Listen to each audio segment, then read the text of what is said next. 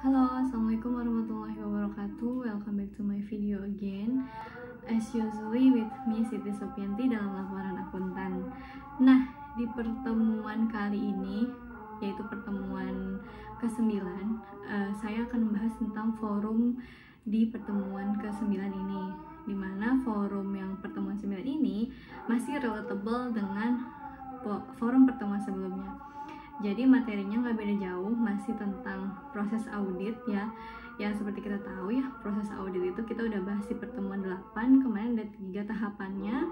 Ada penilaian risiko, ada respon atas risiko, dan yang terakhir pelaporan. Nah, di pertemuan ke-9 ini akan lebih detail lagi mengenai entitas yang kita kerjakan di tugas besar 1 gitu ya. Nah, as usually also di pertemuan 9 ini ada beberapa pertanyaan yang saya harus jawab. Dan apa saja pertanyaannya? Let's coming up.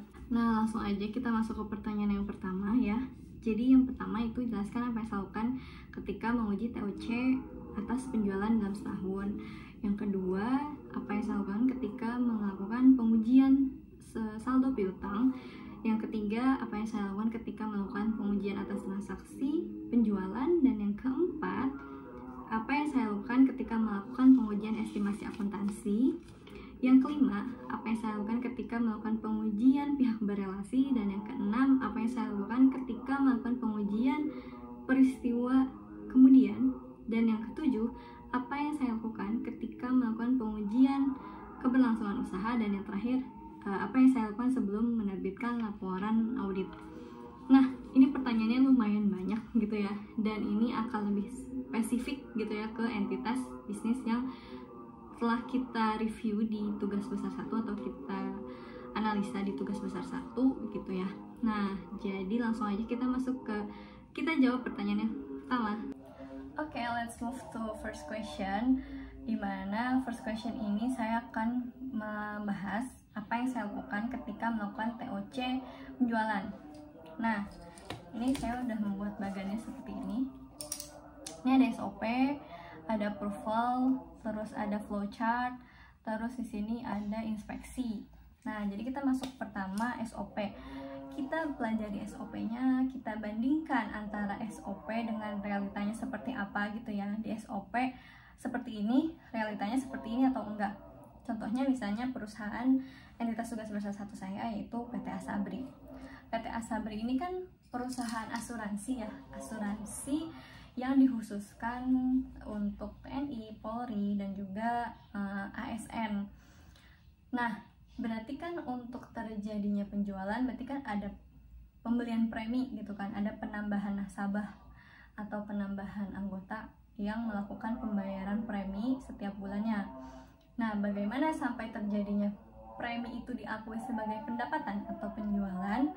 Berarti kan kita harus tahu nih SOP-nya kayak gimana gitu kan. Contohnya misalnya premi ini misalnya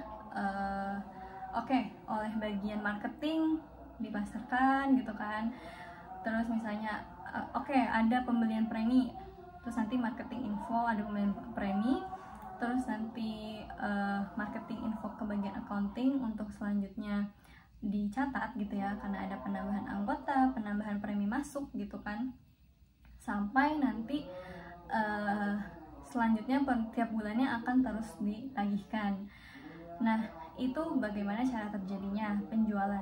Terus kita bandingkan nih misalnya SOP-nya, bagaimana sampai bisa terjadi penjualan, misalnya harus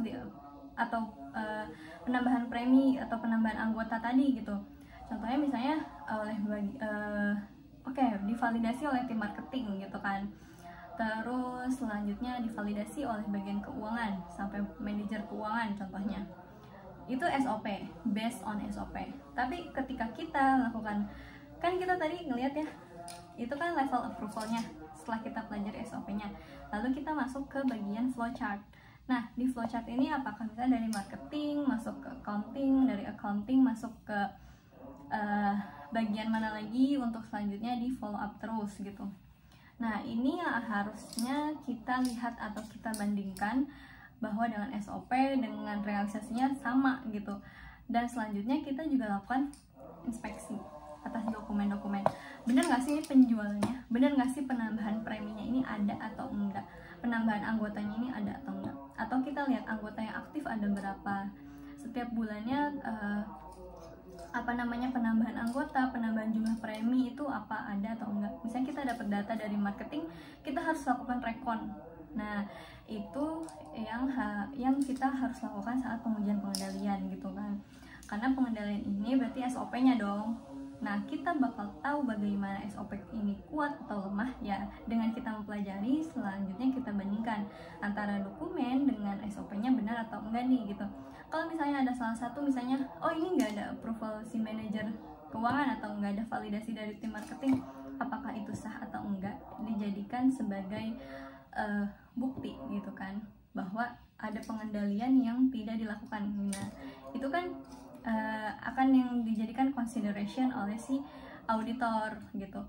Nah, test of control ini dilakukan untuk melihat bahwa perusahaan ini pengendaliannya lemah atau kuat. Ketika perusahaan pengendaliannya kuat, maka uji-uji substantifnya itu akan sedikit gitu. Tapi ketika perusahaan pengendaliannya lemah, maka uji substantifnya akan banyak.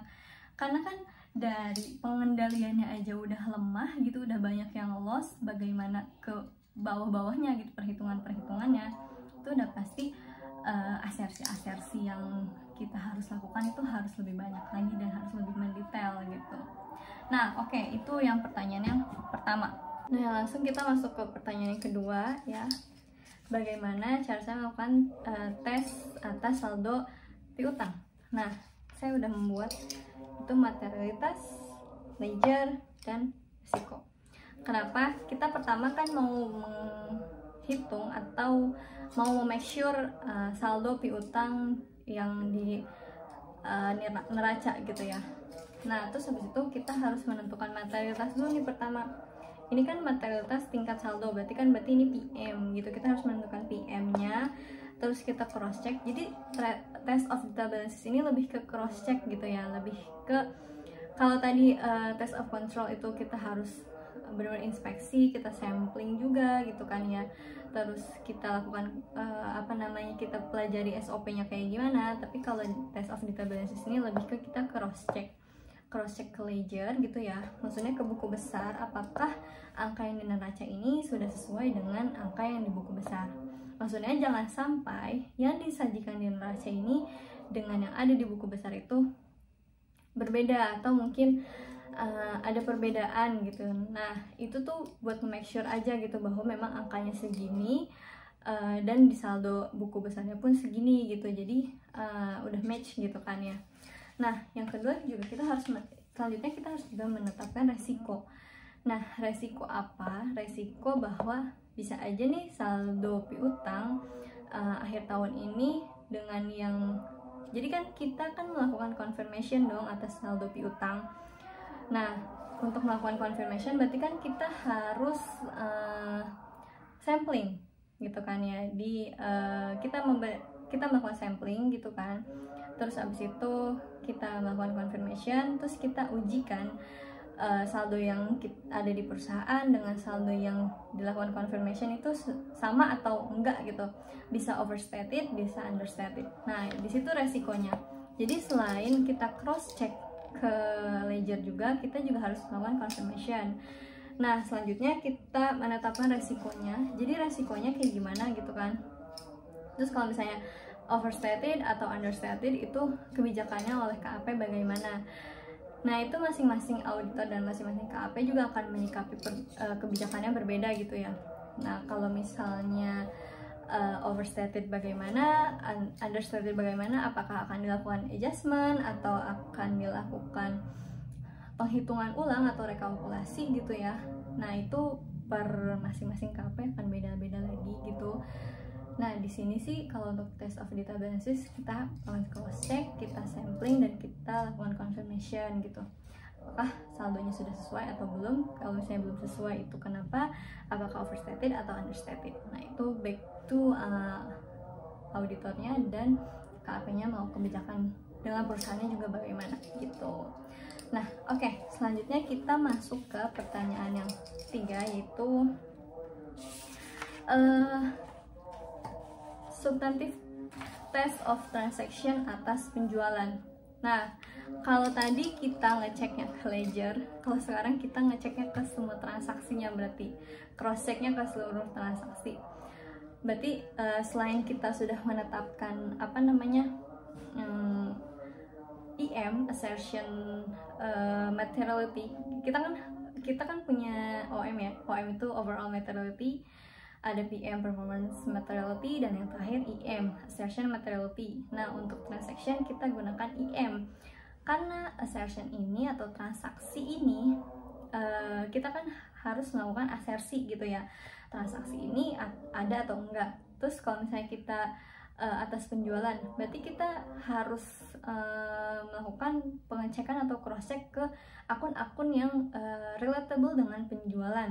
Contohnya misal akun piutang, akun persediaan, dan juga kalau misalnya kayak gitu berarti kan kita harus lihat nih, dan juga pajak. Misalnya kita harus lihat ada penjualannya cash atau kredit gitu kan. Kalau misalnya cash berarti bank atau kasnya bertambah gitu, berarti kan kita harus ngecek juga ke akun kas atau bank. Kalau misalnya kredit berarti piutang yang bertambah, kita juga harus ngecek ke akun piutang berarti kalau kayak gitu. Karena adanya penjualan berarti kan ada barang yang dikasih gitu. Nah, terus kita cek juga apakah persediaannya berkurang atau enggak. Kita lihat ke akun persediaan. Terus pajak, kalau misalnya kita jual berarti kan kita kenakan pajak. Nah gitu kan. Nah, apakah pajaknya sudah dihitung atau belum, sudah dicatat atau belum, itu kita harus cross check juga. Jadi cross checknya itu nggak cuma ke akun penjualan aja gitu, tapi ke akun-akun yang relatable dengan penjualan. Contohnya misalnya di tanggal 1 ada penjualan dengan piutang, berarti kredit gitu ya. Kita lihat tanggal 1 piutangnya naik apa enggak, PPN-nya naik atau enggak, misalnya PPN-nya bertambah atau enggak gitu kan. Terus PPN keluarannya gitu ya. Terus abis itu barangnya persediaannya berarti tanggal 1 ada yang keluar atau enggak gitu. Kita harus cek. Kalau misalnya di tanggal 1 ada penjualan, terus di tanggal 1 tidak ada barang yang keluar atau persediaannya tidak berkurang, berarti kan itu kita harus tanda tanya dong gitu. Kenapa nih gitu, penjualannya ada tapi barangnya nggak keluar gitu. Nah, itu yang harus kita lakukan untuk menguji transaction. Selain itu, kita juga kan berarti kan harus menguji asersi di sini kan. Asersinya ada completeness, terus existence, valuation, terus accuracy, dan yang terakhir presentation. Nah, completeness itu apakah ya berarti penjualannya lengkap gitu ya, maksudnya dari awal sampai akhir dicatat gitu. Terus abis itu kita juga lihat penjualannya ada apa enggak, nilainya sudah dihitung dengan memadai atau belum gitu, terus sudah dihitung secara akurat dan benar. Terus abis itu berarti penjualannya berarti ada ya, dicatat ya gitu. Terus akun-akun yang relatable dengan penjualan berarti ada gitu ya, kayak tadi misalnya piutangnya bertambah benar atau enggak ya gitu. Nah, seperti itu gitu. Jadi kalau transaction itu lebih detail lagi daripada saldo yang di balance sheet gitu, karena kan kita menguji satu-satu gitu ya. Nah, satu-satu itu nggak satu-satu banget gitu. As usual kita juga pakai sampling gitu kan ya, karena kalau misalnya transaction ada 30.000, nggak mungkin 30.000-nya kita uji gitu. Jadi yang di sampling aja. Kalau misalnya udah sesuai berarti ya udah gitu. Maksudnya transaksinya berarti benar gitu, ini penjualannya segini karena transaksinya ada. Dan kita juga lakukan inspeksi, jangan lupa. Karena apa? Untuk mengetahui benar atau tidaknya suatu penjualan ada dokumennya dong. Berarti kita harus lihat ke voucher, terus ke barang keluar, barang dikirim, terus penerimaan uangnya gitu. Nah, itu kita harus inspeksi, benar-benar harus detail saat di transaksi. Oke, let's move to fourth questions gitu ya. Pertanyaan keempat, bagaimana saya melakukan pengujian atas estimasi akuntansi? Estimasi, namanya estimasi, bukan ngira-ngira sih, lebih tepatnya estimasi ini lebih ke bagaimana perhitungan atau penilaian dari seorang expert. Nah, di sini tuh kita juga harus konsultasi atau maksudnya kita juga harus ada advisor gitu dari advice dari pihak manajemen yang expertnya gitu kan, bagaimana melakukan penilaian atau estimasi akuntansi ini gitu. Nah, estimasi ini biasanya untuk apa sih? Biasanya untuk estimasi fair value, terus kita juga lakukan resiko atas estimasi, terus kita buat forecast, kita buat judgment, dan yang terakhir kita bandingkan. Oke, kenapa estimasi ini fair value? Karena estimasi ini bukan sesuatu yang mutlak. Artinya gini, 1 tambah 1, 2 gitu, 2 tambah 2, 4 gitu. Tapi estimasi ini based on expert, experience gitu. Terus juga nilai pasar gitu, yang tidak bisa ada jumlah nilai nominalnya gitu, tapi dinilai based on segi ekonominya. Kalau misalnya fair value biasanya untuk menilai aset gitu ya. Nah, aset ini kan kita nggak bisa nih tahun 1 dia harganya 50 juta, tahun 2 dia harganya 40 juta. Terus kita bisa menilai itu bisa 50 juta, 40 juta tuh dari mana? Itu kan pasti dari estimasi dong, estimasi yang kita lihat dari fair value. Nah, fair value ini bagaimana sih menghitungnya? Memang nggak semuanya langsung bisa expert gitu ya menilainya, tapi kan balik lagi gitu ya, kita juga harus ada advice dari manajemennya gitu ya, biasanya manajemen expert juga yang melakukan. Terus kita melakukan resiko, estimasi resiko, lebih ke analisis sih sebenarnya. Kalau misalnya resiko ini bagaimana ketika estimasi itu harus dilakukan, resikonya apa, terus kenapa estimasi itu dilakukan, terus kalau misalnya estimasi itu nggak dilakukan juga resikonya apa, lebih seperti itu resikonya gitu ya. Terus apakah nilai yang diestimasi itu sudah benar atau belum tuh. Terus kita harus membuat forecast. Forecast ini berarti ramalan. Nah, bagaimana bisa membuat forecast itu berarti kan harus udah experience ya. Maksudnya harus tahu juga kondisi ekonomi, terus abis itu ada inflasi atau enggak, biasanya kayak gitu. Terus judgment, nah ini biasanya dari manajemen expert. Terus abis itu kita bandingkan dengan market value atau nilai pasar gitu ya. Fair value kan nilai wajar, kita bandingkan dengan market pasar atau nilai pasar gitu ya. Nah, untuk melakukan estimasi ini kita juga butuh saran dari manajemen expert, dan biasanya juga manajemen expert yang melakukan gitu, karena estimasi ini kan, karena yang tadi ya, estimasi ini nilainya tuh tidak mutlak gitu, maksudnya enggak yang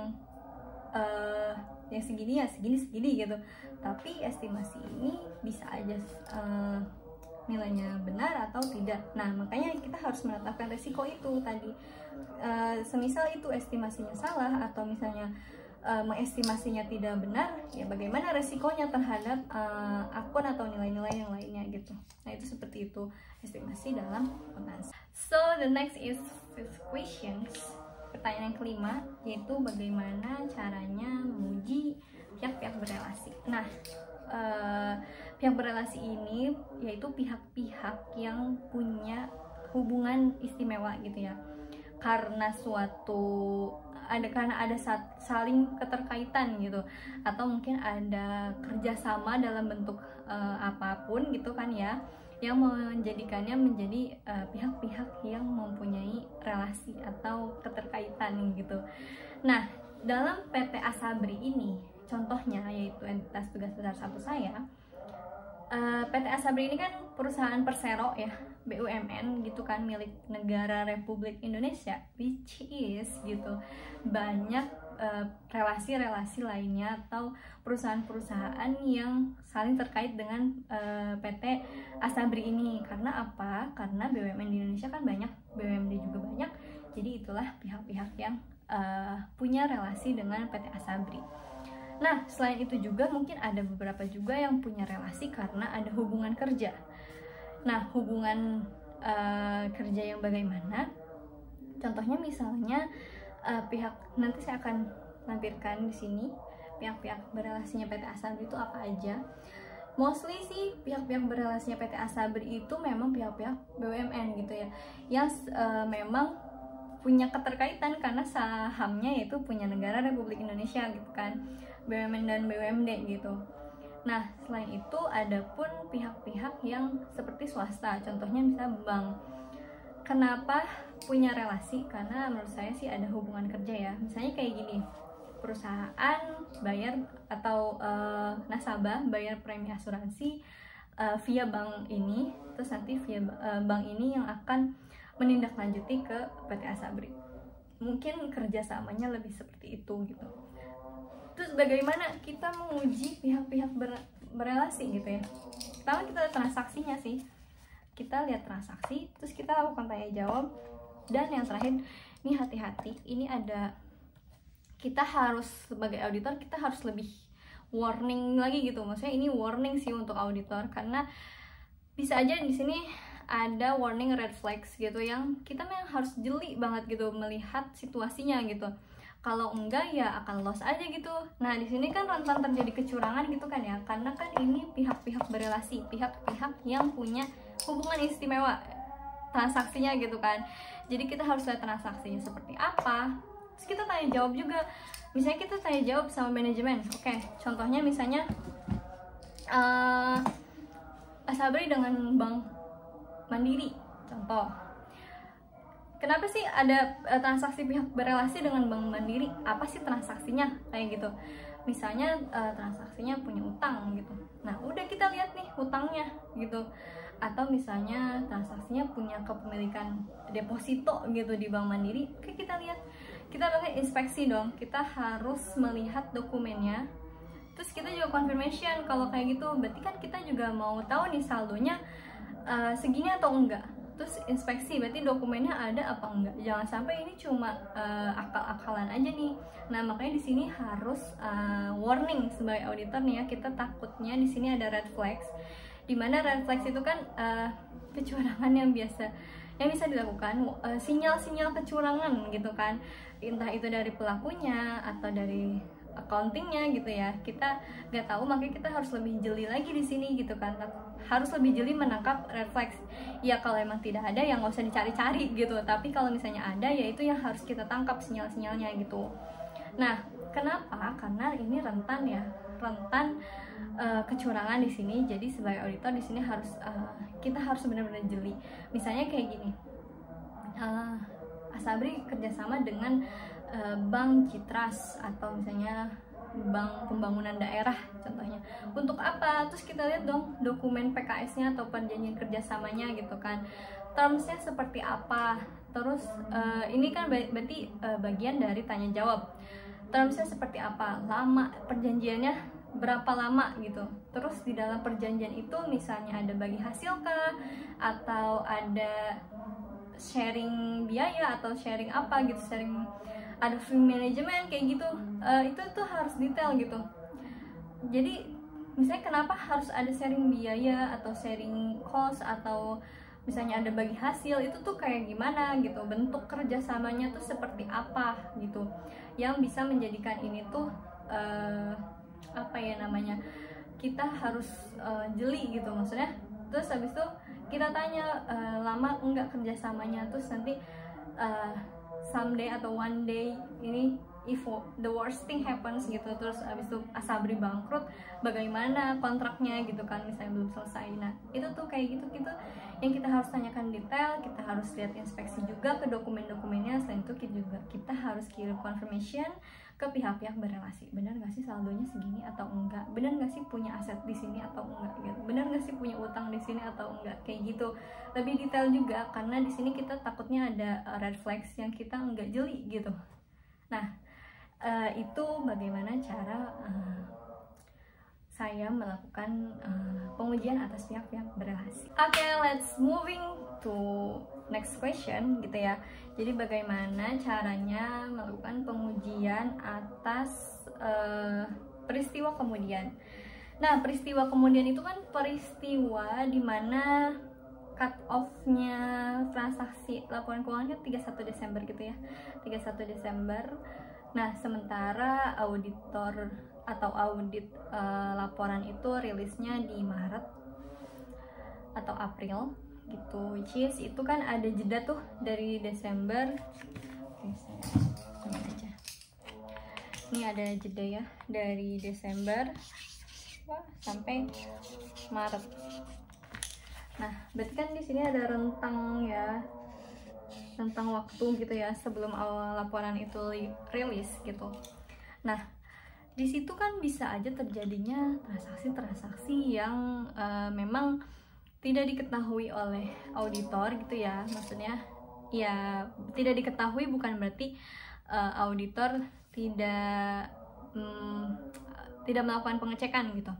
Nah, makanya untuk mengetahui itu berarti kan kita harus cek notulen rapat pemegang saham biasanya. Nah, setelah rapat pemegang saham ini apakah ada perubahan-perubahan atau misalnya ada transaksi-transaksi yang signifikan gitu kan. Terus selanjutnya kita review laporan keuangannya, atau kita lakukan prosedur analitis akhir saat kita sudah dapat gitu ya, secara ininya gitu ya, secara kasarnya laporan keuangannya tapi belum rilis gitu, kita lakukan review atau kita lakukan prosedur analitis terakhir gitu ya. Terus kita buat tahu gitu apakah ada transaksi yang benar-benar signifikan nilainya, dan itu terjadi setelah cut off 31 Desember gitu. Nah, kalau misalnya ada, itu kan nanti yang harus kita sampaikan lagi ke manajemen bahwa misalnya ada transaksi-transaksi ini gitu yang misalnya dapat mengubah angka-angka dari laporan keuangan. Selanjutnya kita tanya jawab juga ke manajemen ya. Misalnya jangan lupa kita juga nanya nih ke manajemen, ada nggak sih misalnya transaksi ini, misalnya setelah 31 Desember apakah ada transaksi yang signifikan lagi, atau misalnya ada ekspansi bisnis atau peminjaman hutang misalnya yang nilainya signifikan, itu ada atau enggak. Nah, itu juga kita harus tanya kepada manajemen. Nah, nanti misalnya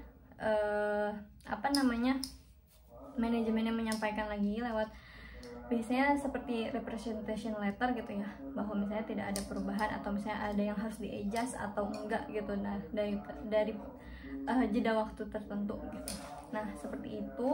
Dan selanjutnya kita ke pertanyaan yang ketujuh, bagaimana caranya melakukan pengujian atas keberlangsungan usaha atau going concern. Nah, keberlangsungan usaha ya, oke, sebagai auditor juga kan nggak cuma nilai laporan keuangan ya, tapi nilai ini perusahaan masih bisa jalan apa enggak ke depannya gitu. Ini perusahaan masih sehat atau enggak, ini perusahaan masih kuat atau enggak gitu, atau sudah mulai goyah atau sudah mulai kolaps gitu kan. Seperti yang kita tahu ya, bahwa di perusahaan entitas tugas besar 1 saya ini ya, which is ya Asabri Persero, dalam in problem karena punya kasus gitu ya. Jadi perusahaannya nggak kolaps, tapi ya karena ada kasus itulah yang akhirnya membuat perusahaan ini kan tidak liquid, punya masalah hutang gitu kan. Nah, itu tuh yang harus kita kita jeli gitu, kita teliti lagi gitu, perusahaan ini masih bisa enggak untuk menjalankan bisnisnya dalam beberapa tahun ke depan gitu kan. Nah, itu mungkin yang akan jadi advice gitu ya untuk pihak manajemennya gitu. Nah, seperti yang saya sudah jelaskan di tugas besar 1 dan pertemuan yang kemarin gitu, saya ada beberapa yang saya highlight gitu kan dari saya melakukan prosedur analitis itu. Contohnya ada RKI, DER, dan yang satu lagi likuiditas. Jadi Asabri ini punya penaikan yang signifikan dari rasio kecukupan investasi, terus debt equity to rasionya juga naik signifikan, correct me if I'm wrong, dan yang terakhir likuiditasnya juga cukup signifikan gitu. Nah, kenaikan atau penurunan tersebut yang signifikan itu kan yang harus di taking consideration. Nah, saat ini nih kita taking consideration atas keberlangsungan usahanya. Masih bisa jalan apa enggak sih? Oke, mungkin masih bisa jalan, tapi ya nggak bisa sampai ke beberapa tahun ke depan gitu. Atau mungkin bisa jalan dengan bantuan atau sokongan dana dari investor-investor lain gitu. Nah, untuk mengembalikan kepercayaan dari nasabah, investor itu kan butuh waktu gitu ya. Nah, itu mungkin yang akan dibuild lagi oleh perusahaannya dan manajemennya kayak gitu. Itu kan bagian dari advice dari seorang auditor. Nah, kalau kita lihat bahwa Al Sabri ini punya masalah likuiditas karena memang dia juga punya hutang gitu ya. Dia punya hutang, abis itu dia juga investasi di saham-saham bodong, akhirnya kan iya dana nasabahnya hilang, bukan hilang tapi dialokasikan ke tempat-tempat yang tidak memberikan profit gitu ya. Nah, selanjutnya ini juga yang harus di concern oleh audit, bahwa perusahaan Anda punya masalah ini, punya masalah likuiditas, punya masalah hutang, dan punya masalah karena investasi di saham bodong gitu. Nah, nextnya mau bagaimana, itu juga yang harus diperhatikan oleh oleh auditor saat melakukan keberlangsungan usaha, penilaian keberlangsungan usaha gitu. The last one gitu ya, kita masuk ke pertanyaan yang terakhir, itu bagaimana cara saya melakukan apa yang saya lakukan sebelum saya menerbitkan laporan auditor ini as auditor ya, as an auditor. Terus karena kan kita sudah melakukan penilaian resiko, kita sudah melakukan respon atas resiko, yang terakhir kan kita melakukan pelaporan. Nah, sebelum melakukan pelaporan ini kita harus kita harus mengumpulkan bukti audit yang cukup gitu kan, buat mendukung opini yang akan kita berikan nantinya gitu. Selanjutnya kita juga membuat CALK atau catatan atas laporan keuangan yang kita harus mengungkapkan atau disclose atas akun-akun pada neraca laba rugi gitu kan. Nah, itu yang harus kita disclose di CALK-nya gitu. Siapa saja kepentingannya, pihak-pihak berelasinya gitu kan, hutang-hutangnya apa aja gitu, di mana saja, terus habis itu asetnya berapa, terus piutang gitu, ekuitas, punya invest di mana aja gitu. Nah, itu yang harus kita disclose juga gitu. Dan yang terakhir kita memberikan opini. Nah, opini itu ada wajar tanpa pengecualian, wajar dengan pengecualian, tidak memberikan pendapat, atau mungkin nah itu yang harus kita berikan gitu opininya. Nah, opini-opini tersebut kan didukung oleh bukti-bukti gitu kan. Kita tidak bisa sembarangan memberikan opini, oh kasih aja WTP, oh kasih aja WDP gitu, karena misalnya dibatasi atau segala macam. Nah, itu tapi kan kita juga harus punya bukti-bukti yang cukup gitu ya untuk mendukung pemberian opini-opini tersebut gitu. Jadi nggak cuma asal sembarangan ngasih opini, dan juga nggak cuma asal sembarangan mendisclose sesuatu gitu ya. Kita juga harus punya cukup bukti, perhitungan, dan juga analisa-analisa yang tepat gitu. Nah, itu yang bisa saya sampaikan di pertemuan yang 9 ini. Saya masih banyak belajar juga di sini karena maksudnya ya karena masih harus banyak-banyak membaca dan mencari tahu lagi. Kurang lebihnya dari saya seperti itu untuk pertemuan yang ke-9 ini. Wassalamualaikum warahmatullahi wabarakatuh.